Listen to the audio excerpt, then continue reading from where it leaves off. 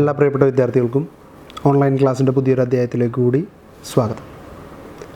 നമ്മൾ കഴിഞ്ഞ ക്ലാസ്സിൽ പറഞ്ഞു നിർത്തിയതുപോലെ ഇന്നത്തെ ക്ലാസ്സിൽ നമ്മൾ ചർച്ച ചെയ്യാൻ പോകുന്ന ഏറ്റവും പ്രധാനപ്പെട്ട വിഷയം എഡിറ്റോറിയലാണ്. എന്താണ് എഡിറ്റോറിയൽ? ഒരു പത്രത്തെ സംബന്ധിച്ചിടത്തോളം ഏതെങ്കിലും ഒരു കാര്യത്തെക്കുറിച്ച് ആ പത്രത്തിന് അന്നേ ദിവസം പറയാനുള്ള കാര്യങ്ങൾ പറയാനുള്ള വേദിയാണ് അതിൻ്റെ എഡിറ്റോറിയൽ. അന്നത്തെ ഏറ്റവും പ്രധാനപ്പെട്ട വിഷയം അതായിരിക്കും.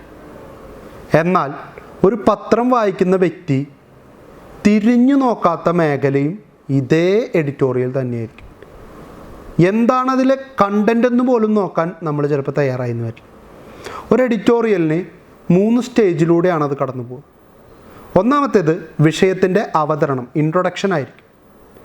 രണ്ടാമത്തേത് ആ വിഷയം ഇന്നത്തെ സമൂഹത്തെ എത്രത്തോളം ബാധിച്ചിരിക്കുന്നു എന്നുള്ളതായിരിക്കും.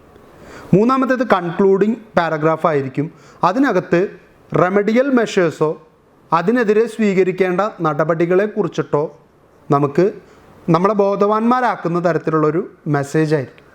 ഈ 3 ഘട്ടങ്ങളിലൂടെയാണ് നമ്മളെ സംബന്ധിച്ച് ഒരു എഡിറ്റോറിയൽ കടന്നു പോകും. ഇപ്പം നിപ്പ വൈറസ് പടർന്നു പിടിക്കുന്ന സാഹചര്യത്തിൽ, കൊറോണ വൈറസ് വരുന്ന സാഹചര്യത്തിൽ, H1N1 വന്നു കഴിഞ്ഞാൽ, മഴക്കാലം വന്നു കഴിഞ്ഞാൽ മഴക്കാല രോഗങ്ങളെക്കുറിച്ച്, ഒരു പീഡനം നടന്നാൽ സ്ത്രീ പീഡനത്തിൽ കേരള സംസ്ഥാനത്തോ മറ്റ് സംസ്ഥാനങ്ങളിലോ ലഭിക്കുന്ന നീതിന്യായ വ്യവസ്ഥിതിയുടെ ഏറ്റക്കുറച്ചിലുകളെക്കുറിച്ച്, രാഷ്ട്രീയത്തിലെ ചേരിതിരിവുകളെക്കുറിച്ച്, ചില പോളിസികൾ നടപ്പിലാക്കുന്നതിൻ്റെ വൈകിപ്പിക്കുന്നതിൻ്റെയും നടപ്പിലാക്കുന്ന രീതിയുടെയും വ്യത്യാസങ്ങളെക്കുറിച്ച്, ഇങ്ങനെ പല പല പല കാറ്റഗറികളിലൂടെയുള്ള വിഷയങ്ങളെ ആനുകാലിക പ്രസക്തിക്കനുസരിച്ചിട്ടാണ് പത്രം തിരഞ്ഞെടുക്കുക. പക്ഷേ ഏതൊരു വിഷയം തിരഞ്ഞെടുക്കുമ്പോഴും ആ പത്രത്തിൻ്റെ ഒരു വ്യക്തമായിട്ടുള്ള ചായ്വ്, അതിപ്പോൾ പൊളിറ്റിക്കലായിട്ടുള്ള ഏതെങ്കിലും വിഷയമാണെങ്കിൽ അവരേത് പാർട്ടിയെ സപ്പോർട്ട് ചെയ്യുന്നോ അതിന് അനുകൂലമായിട്ടോ പ്രതികൂലമായിട്ടോ ഉള്ള രീതിയിലേക്ക് ആ റിപ്പോർട്ടിനെ മാറ്റിയെടുക്കുന്നതും കാണാറുണ്ട്. പക്ഷേ ചില സമയങ്ങളിൽ ചില സ്വകാര്യ വ്യക്തികൾക്കോ സ്ഥാപനങ്ങൾക്കോ വേണ്ടി എഡിറ്റോറിയൽ തയ്യാറാക്കുമ്പോൾ അത് അവരുടെ പരസ്യമായിട്ട് മാറുന്ന രീതിയിലേക്ക് വന്നു കഴിഞ്ഞാൽ അതിനെ വിളിക്കുന്ന പേരാണ് അഡ്വർട്ടോറിയൽ. ഇത്തരത്തിലുള്ള അഡ്വർട്ടോറിയലുകളും നമ്മുടെ നാട്ടിൽ സുലഭമായിട്ട് നടക്കുന്ന ഒന്ന് തന്നെയാണ്. കാരണം പത്രസ്ഥാപനങ്ങളും മറ്റുള്ളവയും അവരുടെ വ്യക്തി താല്പര്യങ്ങൾക്ക് വേണ്ടിയും അവരുടെ സ്വാർത്ഥ ലാഭത്തിനു വേണ്ടിയും പത്രത്തെ ഉപയോഗപ്പെടുത്തുന്ന രീതിയാണ് ഈ പറയുന്ന എഡിറ്റോറിയലുകൾ അഡ്വർട്ടോറിയലുകളായി മാറുന്നതിൻ്റെ പ്രധാന ഘടകം. അപ്പോൾ എങ്ങനെയാണ് ഒരു എഡിറ്റോറിയൽ തയ്യാറാക്കുന്നത്, എഡിറ്റോറിയലിന് എത്രത്തോളം ഇമ്പോർട്ടൻസ് ഉണ്ട് എന്നുള്ളത് നമുക്ക് നോക്കാം. ഏതൊരു പത്രത്തിൻ്റെയും മിഡിൽ പേജിൽ എക്സ്ട്രീം ലെഫ്റ്റ് സൈഡിൽ ഒരു നീളനെയുള്ള കോളത്തിലായിരിക്കും എഡിറ്റോറിയൽ പ്രത്യക്ഷപ്പെടാറ്. അത് മനോരമയ്ക്കായാലും ഹിന്ദുവിനായാലും മാതൃഭൂമിക്കായാലും ഓൾമോസ്റ്റ് എല്ലാ പത്രങ്ങൾക്കും സെയിം തന്നെയാണ്. Extreme middle of the news paper, അതിൻ്റെ എക്സ്ട്രീം ലെഫ്റ്റ് സൈഡ്. പക്ഷേ ഈ എഡിറ്റോറിയൽ പലപ്പോഴും ആരും ശ്രദ്ധിക്കാറില്ല. കാരണം ഇതൊന്നും നമുക്കുള്ളതല്ല എന്നുള്ളൊരു ധാരണയാണ് പലപ്പോഴും എഡിറ്റോറിയലിനെ സംബന്ധിച്ച് സംഭവിക്കാറുള്ളത്. എന്തൊക്കെയായാലും എങ്ങനെയാണ് ഒരു എഡിറ്റോറിയൽ എഴുതുക, എഡിറ്റോറിയലിൽ എന്തൊക്കെ ഉണ്ടായിരിക്കും? ചീഫ് എഡിറ്ററാണ് ശരിക്കും എഡിറ്റോറിയൽ എഴുതേണ്ടത്. പക്ഷേ എല്ലാ ദിവസവും എഡിറ്റോറിയൽ എഴുതാൻ ചീഫ് എഡിറ്റർക്ക് സാധിക്കാത്തത് കൊണ്ട് അതിനുവേണ്ടി ഒരു എഡിറ്റോറിയൽ ഡിപ്പാർട്ട്മെൻറ്റിനെ ക്രിയേറ്റ് ചെയ്തിട്ടുണ്ടായിരിക്കും. ഏറ്റവും സീനിയർ മോസ്റ്റ് ആയിട്ടുള്ള എഡിറ്ററായിരിക്കും അതിൻ്റെ ഇൻചാർജായിട്ട് വരിക. അദ്ദേഹമാണ് ചീഫ് എഡിറ്റർക്ക് വേണ്ടി എഡിറ്റോറിയൽ തയ്യാറാക്കുന്നത്. അപ്പോൾ അദ്ദേഹത്തിന് ആ പത്രത്തിൻ്റെ രീതികളെക്കുറിച്ച്, ആ പത്രത്തിൻ്റെ താല്പര്യങ്ങളെക്കുറിച്ച്, രാഷ്ട്രീയ ചായ്വിനെക്കുറിച്ചൊക്കെ നല്ല ബോധ്യമുള്ള ആളായിരിക്കും. അതുകൊണ്ട് തന്നെ അദ്ദേഹത്തിന് കൃത്യമായിട്ട് ആ പത്രം ആഗ്രഹിക്കുന്ന രീതിയിലേക്ക് അതിനെ കൺവേർട്ട് ചെയ്തെടുക്കാനായിട്ട് സാധിക്കുകയും ചെയ്യും. A good editorial is A carefully constructed analytical essay in which the writer explains, interprets and appraises an event or public issue. ഒരു വിഷയത്തെ കൃത്യമായിട്ട് കണ്ടെത്തി അതിനെ അനലൈസ് ചെയ്ത് അനലൈസ് ചെയ്യണം. പഠനം നടത്താതെ ഒരു വിഷയത്തെക്കുറിച്ച് എഡിറ്റോറിയൽ എഴുതുക എന്ന് പറയുന്നത് സാധിക്കില്ല. അതുകൊണ്ട് അനലൈസ് ചെയ്ത് അതിനെ കൃത്യമായിട്ട് എക്സ്പ്ലെയിൻ ചെയ്ത് ഇൻ്റർപ്രറ്റ് ചെയ്ത് വിശകലനം ചെയ്ത് അതിനെ ഉയർത്തി കാണിക്കേണ്ട വിഷയത്തെ ഉയർത്തി കാണിച്ചുകൊണ്ട് ജനങ്ങളുടെ മുൻപിൽ ഒരു ഇഷ്യൂവിനെ അവതരിപ്പിക്കുന്നതിനെയാണ് എഡിറ്റോറിയൽ എന്ന് പറയുന്നത്. An editorial is usually described as the mirror of the newspaper's opinion. In other words, it is the conscience of a newspaper. ഒരു ന്യൂസ് പേപ്പറിൻ്റെ വ്യക്തിത്വമാണ് എഡിറ്റോറിയൽ എന്ന് പറയുന്നത്. അല്ലെങ്കിൽ ഒരു ന്യൂസ് പേപ്പർ ജനങ്ങളുടെ മുൻപിലേക്ക് ഒരു കണ്ണാടി പ്രദർശിപ്പിച്ചാൽ എന്താണോ പ്രതിഫലിക്കുന്നത് ആ പ്രതിഫലനമാണ് എഡിറ്റോറിയൽ എന്ന് പറയുന്നത്. അതായത് ആ പത്രത്തിൻ്റെ അന്നത്തെ മുഖം, അതാണ് എഡിറ്റോറിയലിലൂടെ വെളിവാക്കപ്പെടേണ്ടത്. An editorial provides an opportunity to a newspaper to present its viewpoint on a particular policy, program or event without coloring the regular news stories. It can inspire, motivate, appeal, criticize or condemn certain issues or policies.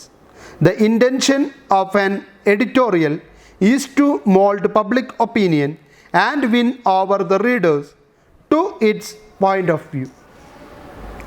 അപ്പോൾ ഇവിടെ ഒരു editorial ഉദ്ദേശിക്കുന്നത് അതിൻ്റെ ആ പത്രത്തിൻ്റെ അന്നത്തെ view point ആ ജനങ്ങളെക്കുറിച്ച് ജനങ്ങളോട് അറിയിക്കാനുള്ള കാര്യങ്ങൾ, ഏതെങ്കിലും ഒരു പോളിസിയെക്കുറിച്ചുള്ള കാര്യങ്ങൾ, അല്ലെങ്കിൽ ഏതെങ്കിലും ഒരു പ്രോഗ്രാമിനെ കുറിച്ചോ ഏതെങ്കിലും ഒരു ഇവൻറ്റിനെ കുറിച്ചോ കളറൊന്നും ആഡ് ചെയ്യാതെ ന്യൂസ് സ്റ്റോറിയിൽ നിന്ന് വ്യത്യസ്തമായി ഒരു പെർഫെക്റ്റ് ആയിട്ടുള്ള ബ്രീഫിംഗ് ആണ് എഡിറ്റോറിയൽ എന്ന് പറയുന്നത്.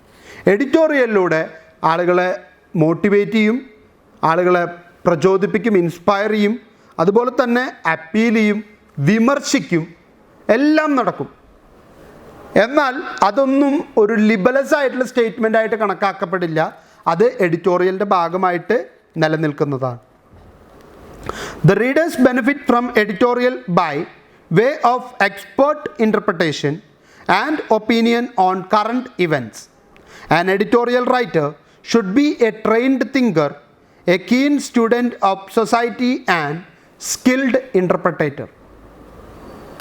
ഈ എഡിറ്റോറിയൽ എഴുതുന്ന ആൾ എന്തു തന്നെയായാലും നല്ല രീതിയിൽ ചിന്തിക്കാനും നല്ല രീതിയിൽ സൊസൈറ്റിയെ വീക്ഷിക്കാൻ കഴിവുള്ളവനും ഒപ്പം ഒരു കാര്യത്തെ ഇൻ്റർപ്രറ്റേറ്റ് ചെയ്ത് വിവർത്തനം ചെയ്ത് മറ്റുള്ളവർക്ക് മനസ്സിലാകുന്ന രീതിയിലേക്ക് അതിനെ വിശകലനം ചെയ്ത് കൊടുക്കാൻ സാധിക്കുന്ന വ്യക്തിയായിരിക്കണം ആര്?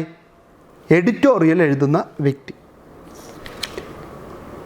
It should not simply be a restatement of an issue with a few lines of criticism or comments stated at the end, but it should give a digest of facts, evaluate them and arrive at the logical conclusion step by step. അതാണ് ഞാൻ പറഞ്ഞത്. വെറുതെ ഒരു വിഷയം കിട്ടിയാൽ ആ വിഷയത്തെക്കുറിച്ച് വാരി വലിച്ച് വായി തോന്നിയതൊക്കെ എഴുതി വെച്ചാൽ അത് എഡിറ്റോറിയൽ ആവില്ല. കുറേ കുറ്റം പറഞ്ഞു, കുറേ കമൻസ് പലരും പറഞ്ഞതിനെ കുറിച്ചിട്ട് അതിൽ കോട്ട് ചെയ്തുകൊണ്ടൊന്നും എഡിറ്റോറിയൽ ആവില്ല. വിശദമായിട്ടുള്ള പഠനം നടത്തി നമ്മൾ കണ്ടെത്തിയ കാര്യങ്ങളെ കൃത്യമായിട്ട് അനലൈസ് ചെയ്ത് സ്റ്റെപ്പ് ബൈ സ്റ്റെപ്പായിട്ട് നമ്മളൊരു കൺക്ലൂഷനിലേക്ക് എത്തണം. അപ്പോഴാണ് അതൊരു നല്ല എഡിറ്റോറിയലായിട്ട് മാറും. It is not the chief editor who witness the daily editorial who writes the daily editorial in newspaper. He or she may do it on very important occasions. Most newspapers have editorial writers who perform the task of writing editorials. These writers should know the newspaper's policy so as to ensure that the viewpoints expressed in editorial are not contradictory with such policies. അതാണ് ഞാൻ നേരത്തെ പറഞ്ഞത്.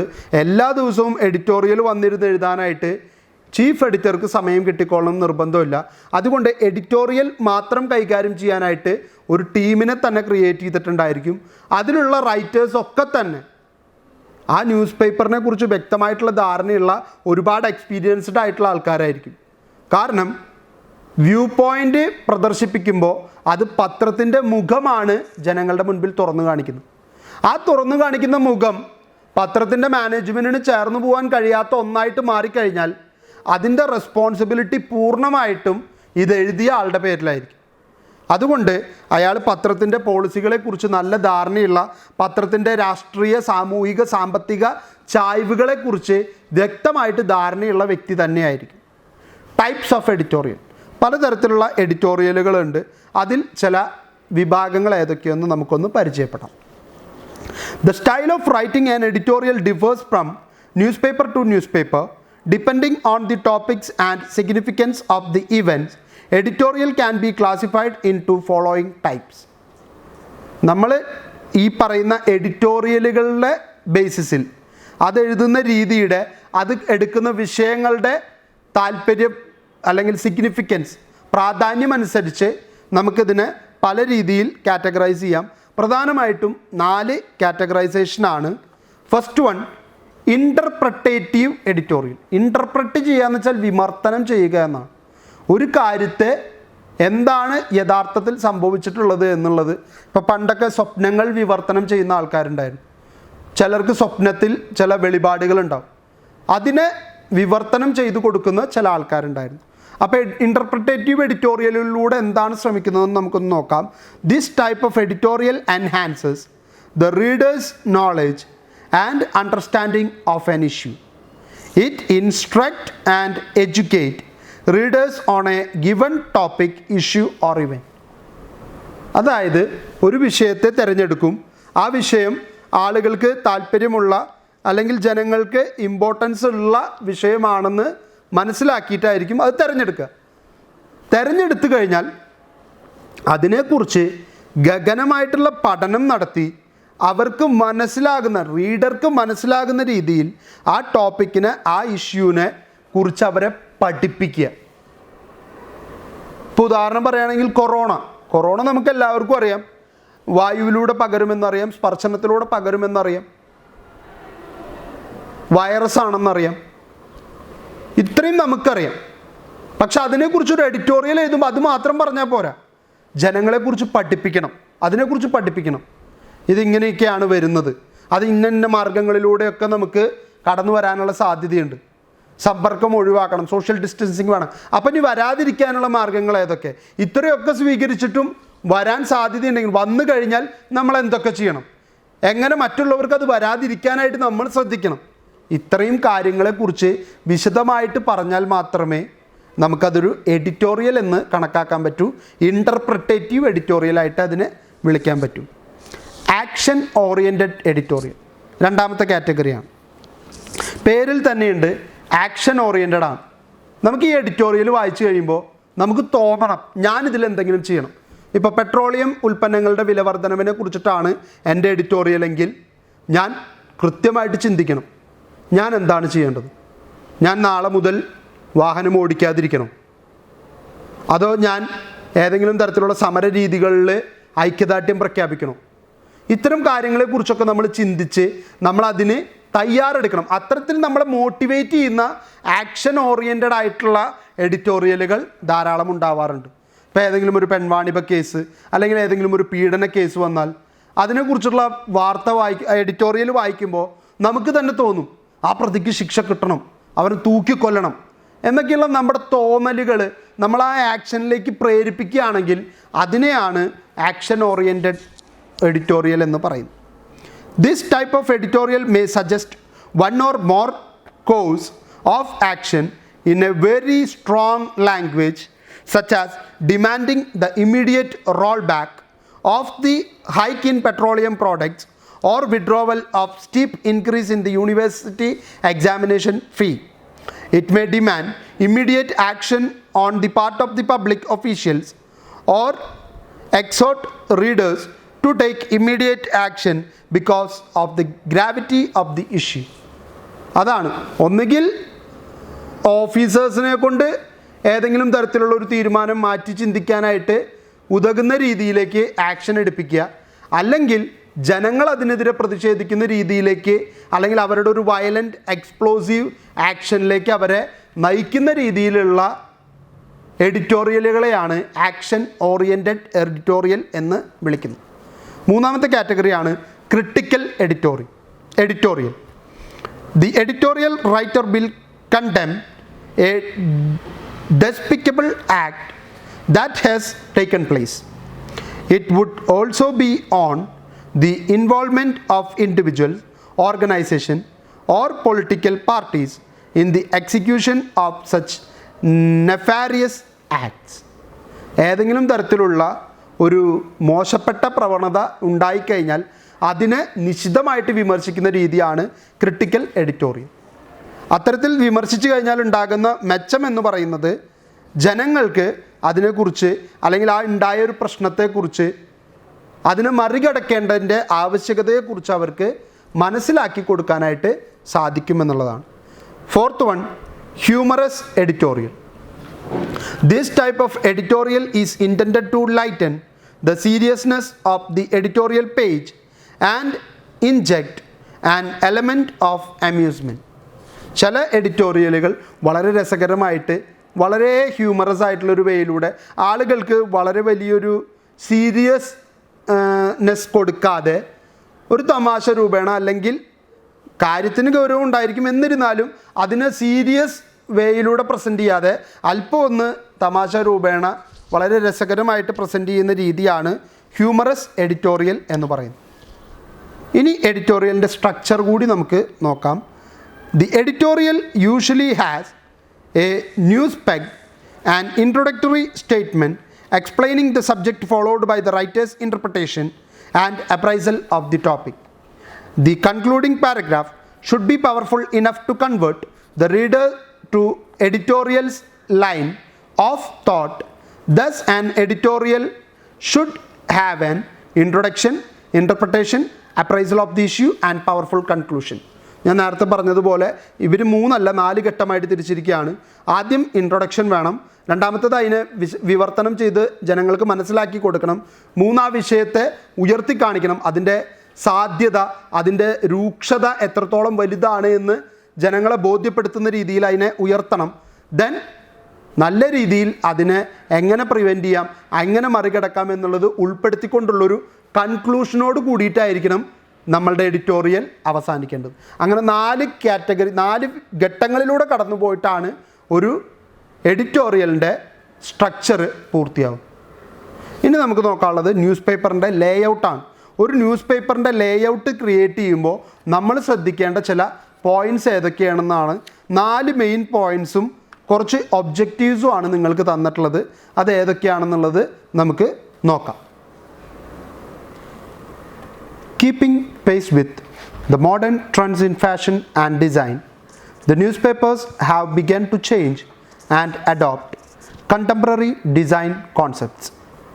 It is not enough to fill the page with news stories and pictures, but it should attract and appeal to the readers. Newspaper layout has come to play an important role.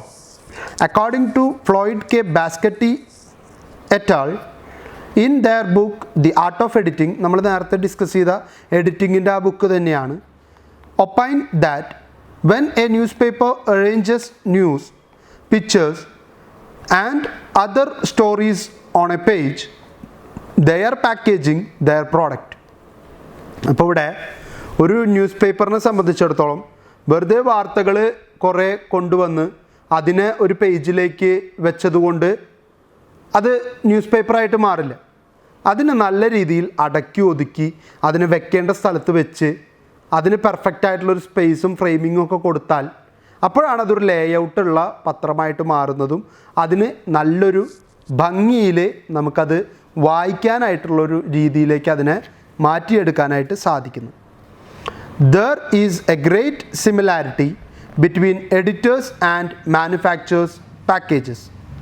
Both use the package as a convenient means of conveying contents to consumers, and both use the package as a means of helping consumers use the product.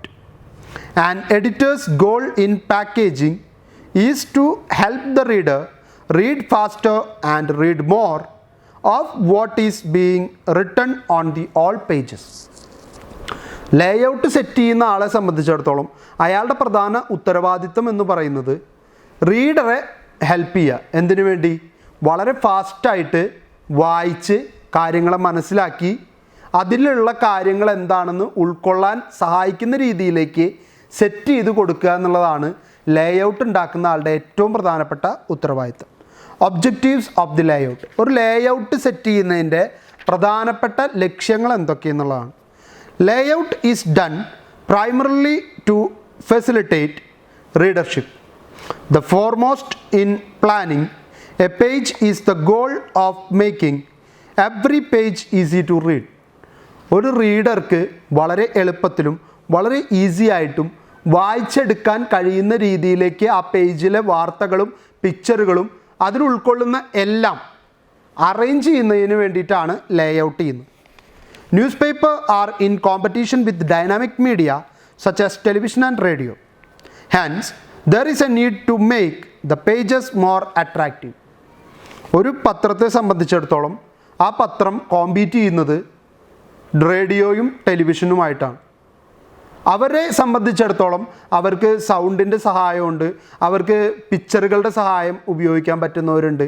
അപ്പോൾ അവരൊരു dynamic medias ആയതുകൊണ്ട് തന്നെ അവരുമായിട്ടുള്ള കോമ്പറ്റീഷനിൽ news paper അല്പം പുറകോട്ട് പോകാനുള്ള സാധ്യതയുണ്ട്. ഈ സാധ്യത തിരിച്ചറിഞ്ഞുകൊണ്ടാണ് നല്ല ലേഔട്ട് ചെയ്ത് ആളുകളെ കൊണ്ട് കൂടുതലായിട്ടും വായനാശീലമുള്ളവരാക്കി മാറ്റാൻ ആര് ശ്രമിക്കുന്നത്? പത്രങ്ങൾ അവരുടെ ലേഔട്ടിലൂടെ ശ്രമിച്ചുകൊണ്ടിരിക്കുന്നു. Layout in a newspaper should reflect the contemporary design found outside the news paper.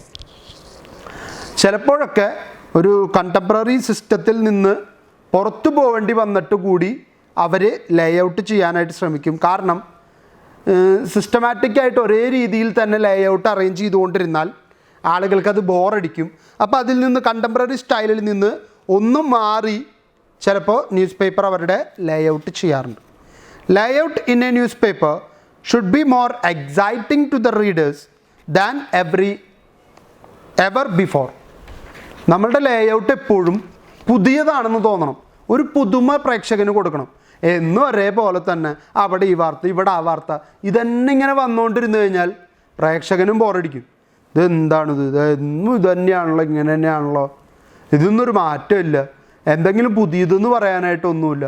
അപ്പോൾ ആ കൊടുക്കുന്ന രീതിയിൽ തന്നെ അവരൊരു മാറ്റം കൊണ്ടുവരാനായിട്ട് ശ്രമിച്ചാൽ മാത്രമേ ഒരു ഫ്രഷ്നെസ് നിലനിർത്താനായിട്ട് പറ്റുള്ളൂ. A newspaper should B attractive both as visual medium and as A modern package because beauty for its own sake is one of the most important values in a consumer society. ഏറ്റവും വലിയ objective എന്ന് പറയുന്നത് കാഴ്ചയിൽ അതിൻ്റെ ഒരു വിഷ്വാലിറ്റിയിൽ ഒരു impact create ചെയ്യാൻ അതിന് പറ്റണം. കാരണം അത് അതിൻ്റെ തന്നെ നിലനിൽപ്പിൻ്റെ ആവശ്യമാണ്. അങ്ങനെ പിടിച്ചു നിൽക്കാൻ സാധിച്ചില്ലെങ്കിൽ മറ്റ് കോമ്പറ്റേറ്റേഴ്സിനോട് പോരടിച്ച് അവർ പുറത്തു പോകാനുള്ള സാധ്യത കൂടുതലാണ്. The means of achieving the above objectives are through the application of artistic principles of design and layout. There are 4 guiding principles such as balance, contrast, proportion and unity in the layout process. 4 കാര്യങ്ങളാണ് ശ്രദ്ധിക്കേണ്ടത് ലേഔട്ടിനെ സംബന്ധിച്ച്. ഒന്നാമത്തേത് balance ആണ്, രണ്ടാമത്തേത് contrast ആണ്, മൂന്നാമത്തേത് proportion ആണ്, നാലാമത്തേത് യൂണിറ്റി ആണ്. എന്താണ് ഈ 4 ഘടകങ്ങൾ കൊണ്ട് ഉദ്ദേശിക്കുന്നത് എന്നുള്ളതാണ് നമ്മൾ ഇനി നോക്കാനായിട്ട് പോകുന്നത്. First one, balance. Balance means equilibrium. That is a page should not be overwhelming, heavy on the section or extremely light in another. Balance in a newspaper is achieved by visually weighting an element on a page with another on the opposite side of the page using the optical center as a fulcrum. അതായത് ഒരു പേജിനെ സംബന്ധിച്ചിടത്തോളം ഒരു news പേപ്പറിനെ സംബന്ധിച്ചിടത്തോളം എല്ലാ പേജുകളും ഒരു ഈക്വിലിബ്രിയത്തിലെത്തണം. What is mean by equilibrium? Equilibrium ഒരു ഇക്കണോമിക് ടേമാണ്. ഡിമാൻഡും സപ്ലൈയും പ്രൈസും കോൺസ്റ്റൻ്റ് ആയിട്ട് വരുന്ന ഒരൊറ്റ നേരേക്ക് പോയിന്റിലേക്ക് എത്തുന്ന ആ ഒരു പർട്ടിക്കുലർ സിസ്റ്റത്തിനെയാണ്, ആ ഒരു സെറ്റപ്പിനെയാണ് ഇക്കണോമിയുടെ ഈക്വിലിബ്രിയം എന്ന് പറയും. അതായത് എല്ലാം തുല്യമായിട്ട് വരുന്ന, പ്രൈസിൽ ഹൈക്കില്ല, ഡിമാൻഡും സപ്ലൈയും കൺസിസ്റ്റൻ്റ് ആയിട്ട് പോയിക്കൊണ്ടിരിക്കുകയാണെങ്കിൽ ആ ഒരു പോയിന്റിനെയാണ് ഈക്വിലിബ്രിയം എന്ന് പറയും. ഇതേ ഈക്വിലിബ്രിയം അല്ലെങ്കിൽ ആ ഒരു ഈക്വാലിറ്റി പത്രത്തിൻ്റെ എല്ലാ പേജുകളിലും വരുത്താൻ പറ്റണം. ഒരു പേജിൽ മാത്രം കുറേ വാർത്തകളും പിക്ചറുകളും, അതിന് വളരെ പ്രാധാന്യമുള്ള വാർത്തകൾ ഒരു പേജിൽ മാത്രം, മറ്റൊരു പേജിൽ അഡ്വർടൈസ്മെൻറ്റ്സ് മാത്രം, മറ്റൊരു പേജിൽ വേറെ ഒരു നിലവാരമില്ലാത്ത വളരെ താഴേക്കിടയിലുള്ള കുറേ വാർത്തകളും കുറേ വിഷയങ്ങളും ചർച്ച ചെയ്ത് പോകാമെന്ന് വിചാരിക്കും. അങ്ങനെയാണെങ്കിൽ ആ പേപ്പറിൻ്റെ ടോട്ടാലിറ്റിയിൽ അത് വായിക്കാനായിട്ട് റീഡേഴ്സിന് താല്പര്യം ഉണ്ടാവില്ല. ആ താല്പര്യമില്ലായ്മയെ മനസ്സിലാക്കി എല്ലാ പേജിലും ഒരുപോലെ വരാവുന്ന രീതിയിൽ ഒരു ബാലൻസ്ഡ് ആയിട്ടുള്ള ഒരു ന്യൂസ് പേപ്പർ ക്രിയേറ്റ് ചെയ്യാനാണ് പത്രങ്ങൾ എപ്പോഴും ശ്രദ്ധിക്കേണ്ടത്. All the elements on the page that has visual weight should be balanced, that is pictures, headline, boxes, etc. The goal is to distribute prominently weighted object pleasantly on the page. Sub-editor should avoid top heaviness and also side heaviness on the pages. ഒരു പേജിനകത്ത് വരുന്ന ബോക്സുകളുടെ എണ്ണം, കോളംസിൻ്റെ എണ്ണം, serious ന്യൂസുകളുടെ എണ്ണം, അഡ്വർടൈസ്മെൻറ്റ്സിൻ്റെ എണ്ണം, ഇതിലൊക്കെ maximum കൃത്യത വരുത്താനായിട്ട് ശ്രമിക്കുക. എല്ലാ പേജിലും ബാലൻസ്ഡ് ആയിട്ട് തന്നെയാണ് ഇത് വന്നിരിക്കുന്നത് എന്ന് ഉറപ്പാക്കേണ്ട ഉത്തരവാദിത്തം ലേഔട്ട് ചെയ്യുന്ന ആൾക്ക് ഉള്ളതാണ്. Contrast is the principle of using at least 2 or more elements on a page, each of which is dramatically different from the other. The page is made to appear lively and interesting as one element is different from the another. Indiscriminate use of contrast is undesirable.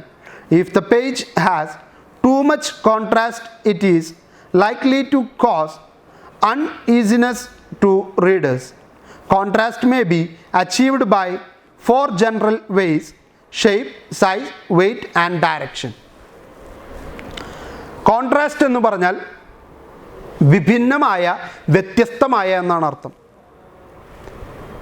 ഉദാഹരണത്തിന് ഏറ്റവും നല്ല contrasting കളേഴ്സാണ് ബ്ലാക്കും വൈറ്റും.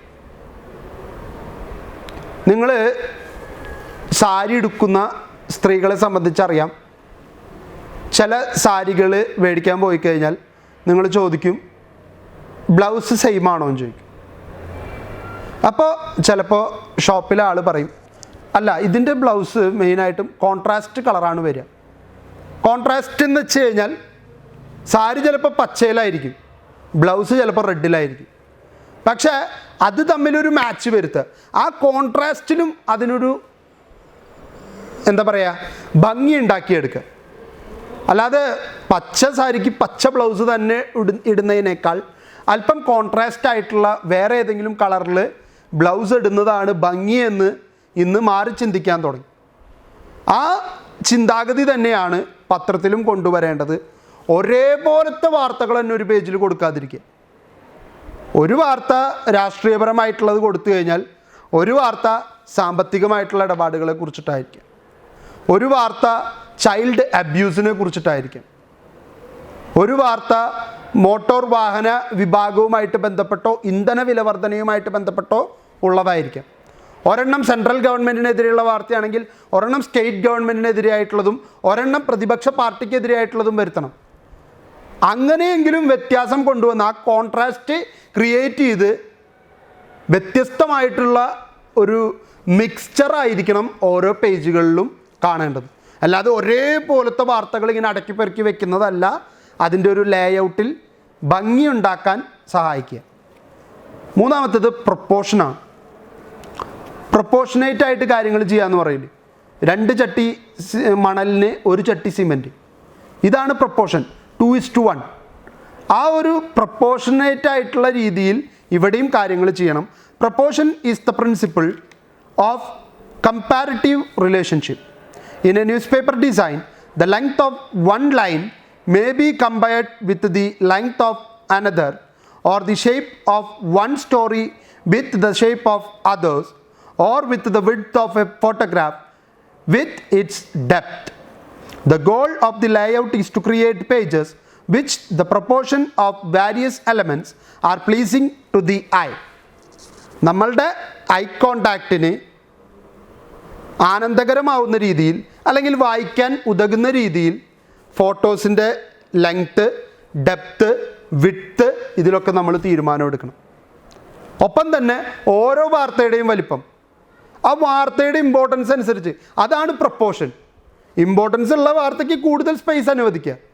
Importance കുറഞ്ഞത് ചിലപ്പോൾ ഇത്ര പോകുന്നൊരു കള്ളിയിലായിരിക്കും വന്നിട്ടുണ്ടായിരിക്കുക. അപ്പോൾ അതിനത്രയും പ്രപ്പോർഷനിൽ വരാനായിട്ട് സാധിക്കുകയുള്ളൂ എന്നുള്ളത് തിരിച്ചറിയും. Last one, unity. The principle of unity concerns the effect of a page layout that create a single impression rather than multiple impressions. Stories on a page that has unity appear as if each contributes a significant share to the total page layout. Unity എന്ന് പറയുന്നത് മൊത്തത്തിൽ page ലേഔട്ടിന് ഒരു unity വേണം. ഇപ്പോൾ ഈ പേജിൽ തന്നെ നോക്കൂ, ഇവിടെ നിന്ന് തന്നെയാണ് തുടങ്ങുന്നത്, ഇതിൻ്റെ ഇടയിൽ ഒരു ഗ്യാപ്പ് ഇട്ടിട്ടുണ്ട് അവർ. ആ സ്പേസിങ് കറക്റ്റാണ്. ഇവിടെയും അവസാനിക്കുന്നിടത്ത് ഇത്ര പോകുന്നൊരു ചെറിയ സ്പേസ് ഇട്ടിട്ടുണ്ട്. ആ സ്പേസിങ് കൃത്യമാണ്. ഇതാണ് യൂണിറ്റി എന്ന് പറയുന്നത്. മുകളിൽ ഇത്ര സ്പേസ്, പേജ് നമ്പർ ഇന്ന ഭാഗത്ത് തന്നെ, അതുപോലെ തന്നെ അടിയിൽ ഇത്ര സ്പേസ് വിട്ടിരിക്കുന്നു. ഈ സ്പേസിങ്ങിനെയാണ് യൂണിറ്റി എന്ന് പറയുന്നത്. ഇത് എല്ലാ പേജിലും ഒരുപോലെ ആയിരിക്കണം. കൃത്യമായിട്ട് സ്പേസ് വിട്ട് വാർത്ത തുടങ്ങുന്നതിന്, വാർത്ത അവസാനിക്കുന്നതിന്, ഫ്രണ്ടിൽ, മുകളിൽ, താഴെ, അതെല്ലായിടത്തും കൃത്യമായിട്ട് കൊണ്ടുവന്ന് ഒരു യൂണിറ്റ് ക്രിയേറ്റ് ചെയ്യാൻ ശ്രമിക്കുകയാണ് വേണ്ടത്. ഇനിയുള്ളത് പേജിനേഷനാണ്. പേജിനേഷൻ എന്ന് പറയുന്നത് സോഫ്റ്റ്വെയറാണ്.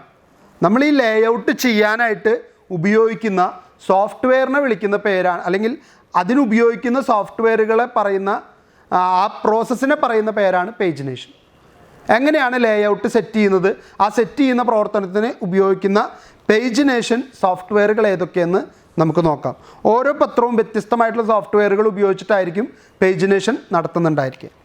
Pagination may be described as the process of producing good page layout for a given material. Newspaper pagination includes two main subtasks. First one, distributing the given material to a range of pages and preparing the presentation of material, either the page layout. Page ലേഔട്ടിനനുസരിച്ച് തന്നിരിക്കുന്ന മെറ്റീരിയൽസിനെ മുഴുവൻ ആ പേജുകളുടെ അടിസ്ഥാനത്തിൽ categorise ചെയ്യുക. രണ്ട്, നമുക്ക് തന്നിരിക്കുന്ന മെറ്റീരിയൽസ് പേജ് ലേഔട്ടിന് സ്യൂട്ടബിൾ ആകുന്ന രീതിയിലേക്ക് ഉപയോഗപ്പെടുത്തുക. ഇത് രണ്ടുമാണ് പേജിനേഷനിൽ ശ്രദ്ധിക്കേണ്ട കാര്യം.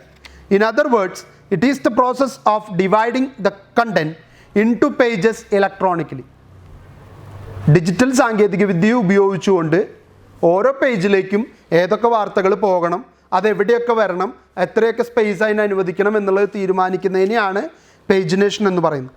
Before the arrival of information technology IT, pagination was a manual process and print output was its sole purpose.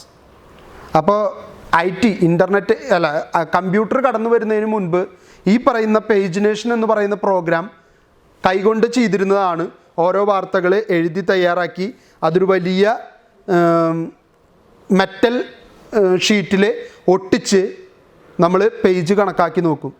അപ്പോൾ എവിടെയാണ് സ്പേസ് കൂടുതൽ വരുന്നത്, അതിനനുസരിച്ച് ആ പേജിൻ്റെ ആ അച്ചടിക്കുന്ന പ്രിൻറ്റിൻ്റെ വലിപ്പം കുറച്ച് അതിൻ്റെ ഹെഡ്ലൈനിൽ മാറ്റം വരുത്തി അതിൻ്റെ സ്പേസിങ്ങിൽ മാറ്റം വരുത്തിയിട്ടൊക്കെയാണ് അവർ ചെയ്തിരുന്നത്. പക്ഷെ ഇന്നിപ്പോൾ കമ്പ്യൂട്ടർ വന്നതോടുകൂടി ഇത് വളരെ ഈസി ആയിട്ടുള്ളൊരു പ്രോസസ്സായിട്ട് ഈസി എന്ന് ഞാൻ പറയുന്നത് പണ്ടത്തേതിനോട് കമ്പയർ ചെയ്യുമ്പോൾ വളരെ ഈസി ആയിട്ടുള്ളൊരു പ്രോസസ്സായിട്ട് മാറി.